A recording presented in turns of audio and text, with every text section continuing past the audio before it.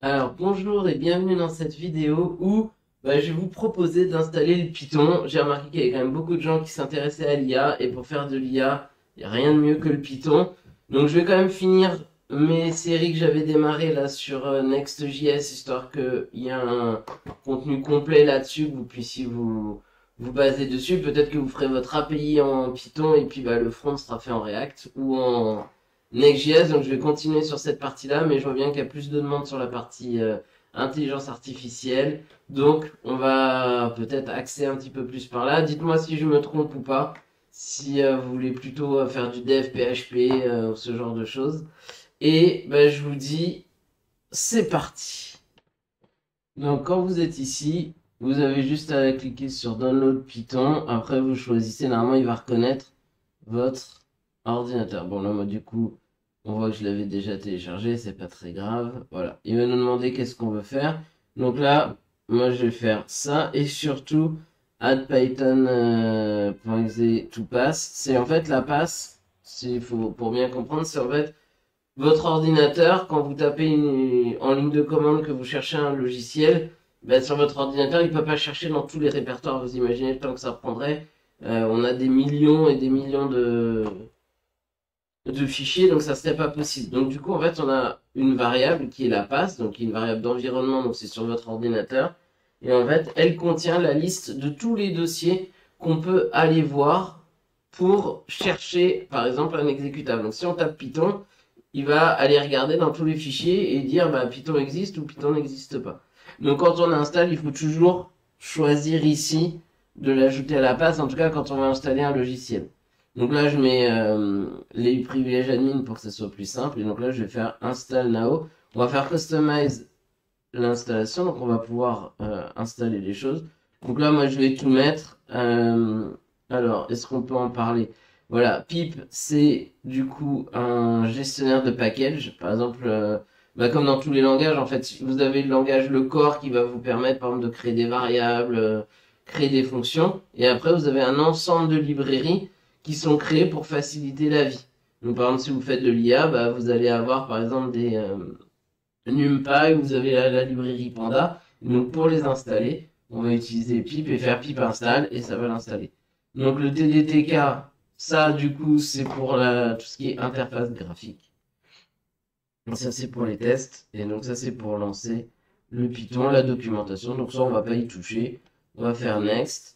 Là, il va vous proposer plusieurs choses.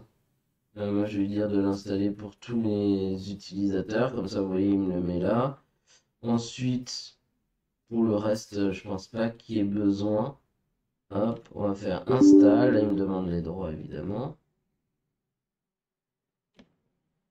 Tac, il fait l'installation. Voilà, putain, ça va, c'est pas trop long, on va dire. Je me suis rendu compte en regardant que j'avais déjà fait l'installation dans des vidéos sur le SQL qui sont pas encore sorties, qui sortiront peut-être un jour.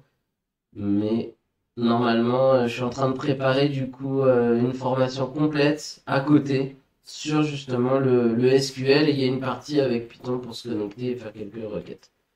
Dites-moi d'ailleurs dans les commentaires si ça vous intéresse et je pourrais vous envoyer le lien directement.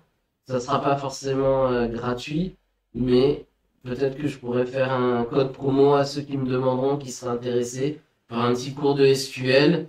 Ça vous permet voilà, de revoir les bases et vraiment d'être complet sur le SQL. Tac, on va pouvoir fermer ça. Et donc maintenant l'idée c'est de voir est-ce que ça s'est bien installé. Donc on va pouvoir ouvrir ici l'invite de commande et je vais faire Python-V et on voit que ça s'est bien démarré. Alors on va remonter. Voilà, il nous a démarré donc le Python. Ça c'est normal, il fait toujours ça quand il démarre. En gros, là si vous voulez, on peut faire par exemple i égale 3 égale 2, y égale 4 et print i plus y. Ah oui.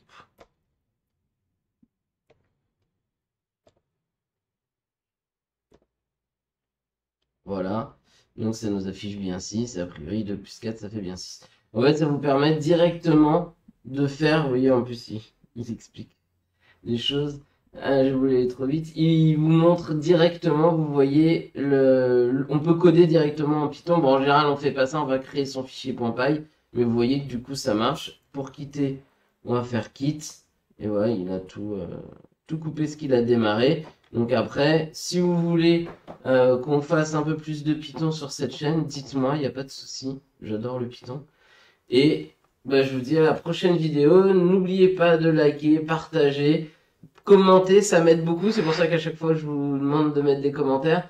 Parce que bah, c'est ça qui fait vivre la chaîne et qui la fait connaître. Plus vous commentez, plus bah, y a de gens qui la voient. Donc, n'hésitez pas. Et puis, bah, je vous dis à la prochaine vidéo.